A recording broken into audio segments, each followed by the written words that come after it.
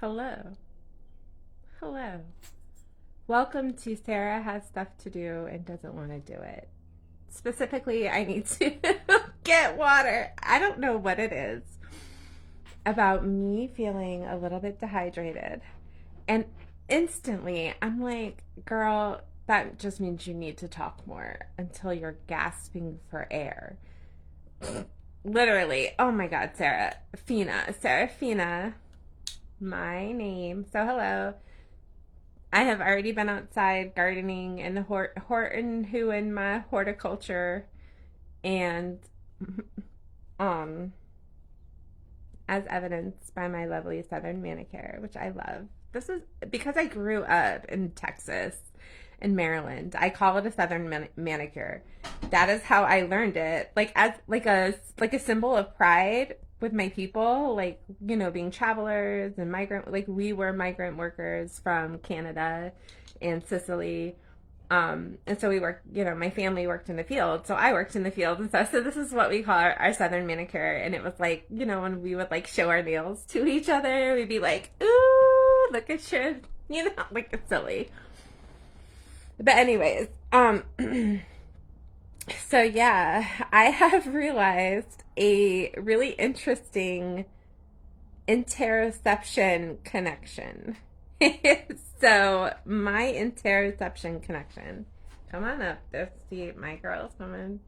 Here's my other cue that I need to get water because she will get so fussy with me. Liana Mormont of Bear Isle. Whenever I need to drink water, I have the urge to talk a lot. Okay, so here's my interoception connection. Whenever I need to drink water, I have an urge to talk a lot until I am out of breath and my lips become even more dry. So that's something like, as we talk about what does it mean to do interoceptive work with adults who are not just those of us on the spectrum, but are neurodivergent. Because understood with, what I have understood with my work is that there are so many people, regardless of what diagnosis they have, who have been groomed, trained, whatever the word is, to ignore their internal systems and symptoms. So whether that's your belly working just as intended, making big noises like growling, whether it be the sensation of urgency you feel when you need to go to the bathroom, whether it be like me, who's, wanting to get a drink of water, but I've learned to suppress my interoceptive cues. And so, as an adult, how do I reclaim those? Well, that is re indigenizing for me and reclaiming or investing in or resourcing myself again with interoceptive awareness means I have to start making these connections in a kind of gestalt way. So, we talk about gestalt processors. Gestalt is a word that's everywhere in OT literature, in psych literature. Every type of literature you can imagine has the word gestalt in it. And so what that simply means for me as I'm interpreting is that this is like a packet of information that all kind of goes together.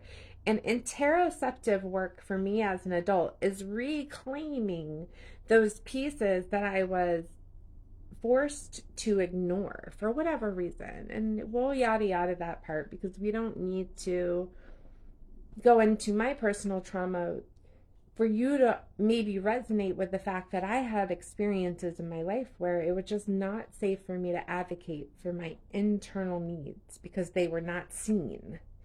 And so I discovered ways to externalize my internal needs so that my internal needs would be seen through Sometimes it's behavior. Sometimes it is what I'm doing now, just talking so much until like I'm literally forced to see the fact that my lips are getting dry and I really need to have a drink. And so, therefore, this is the way that I, as an autistic, deaf, multiply marginalized adult with poop tons of privilege, so much white privilege, I'm abundant. If you saw my booty, you would know I'm abundant in my white privilege. Oh, hello. Okay. That's just the fact.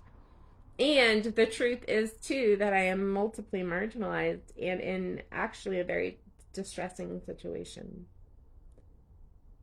So, my gestalt to help me reclaim that interoception connection is to simply acknowledge and affirm when I feel thirsty, I talk a lot more.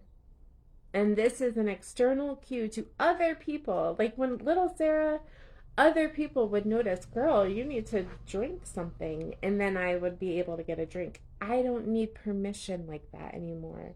Thank goodness. Here, July 22nd, 2025, I can give myself permission to go get water. Okay? I'm going to do that because my lips are so dry. But I wanted to come in and share this with you because I don't know where we share this. This is like something like if I had an OT, I hope my OT would support me in this way. I hope my OT would support me in being curious and exploring the gestalt, the fractured gestalts that I have regarding my interoception and how to reclaim those and do so from a neurodiversity affirming approach, which means many things, including I have the right to change my mind. So I could think this thing is going to meet my interoceptive needs, and I might find out that it doesn't. And we have to go back to the drawing board to see maybe what other things could resource me. Or even like when you get further down with healing, then you start realizing, oh, that thing that I was interpreting as thirst, it's actually hunger. But my body just doesn't understand the difference between the two. And so then after you've reclaimed that gestalt of, hey, I have externalized symptoms, if it's behavior or if it's a physiological response that I've learned to use to have my needs met. The next step is, wow, I'm having this experience inside of myself, and it's not just one experience, it's like 7 different experiences plus emotions. Like I'm thirsty, I'm hungry, I'm tired, and I'm sad, and I'm happy, and I'm hopeful. Ooh, how can all of these things exist in my body? That's why you get to have an OT, somebody who is ethically and contractually connected to you, and that has agreements in place for your safety, while you do this very vulnerable, sometimes chaotic looking, sometimes, I don't know, it's just, it can look different when the reality is we are reclaiming our gestalts. And this is my way of saying, oh, wow, I actually just need a drink of water. And that's why with my personal work, when I resource myself to show up as an OT, I make sure my basic needs are met. Have I slept enough? And do I have water available to me? And have I had plenty of water already to drink? Have I resourced myself with healthy foods of whatever variety to meet my caloric needs to sustain a treatment session with a client? That is my ethical responsibility as a co-regulator. Okay, that's one side of OT, but the other side, when I'm showing up to somebody who I hope is my OT and doing this work, no, it's not going to be an easy fix. It's going to crack up that interoceptive network. You're going to feel things and process things and realize things and make connections that maybe you weren't anticipating. And thankfully, hopefully, you are in community with a therapist who is resourced to support you through that. Everybody deserves that. And the other reality is that so many people don't have it.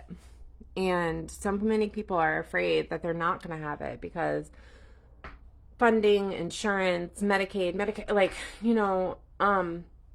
and so this is another reason why it's important for us to talk about this because,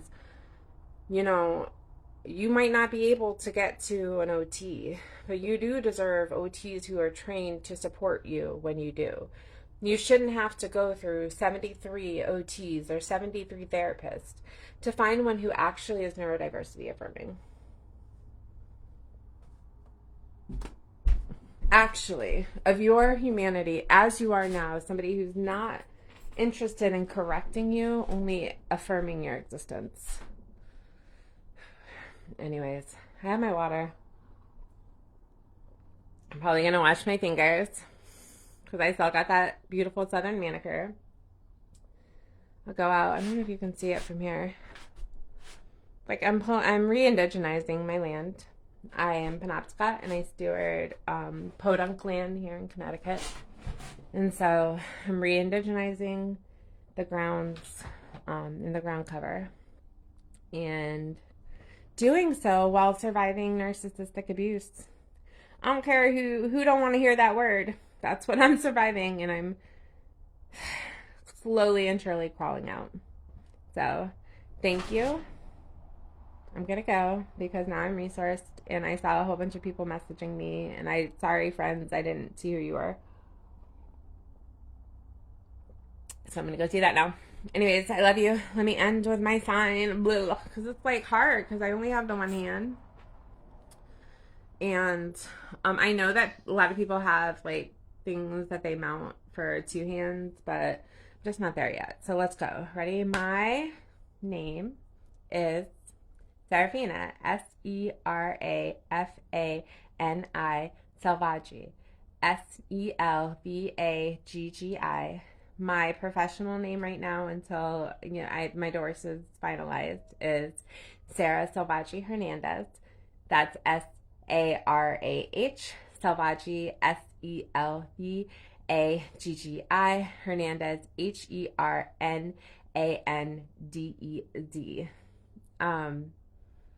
I thank you for coming and just spending time with me, and I love you. And I hope that genuinely you have the best day ever. It's well deserved. And thank you for coming with me while I reclaimed my sovereignty to get a drink of water. Bye. Oh gosh, where's the thing? There it is. Finish. Bye.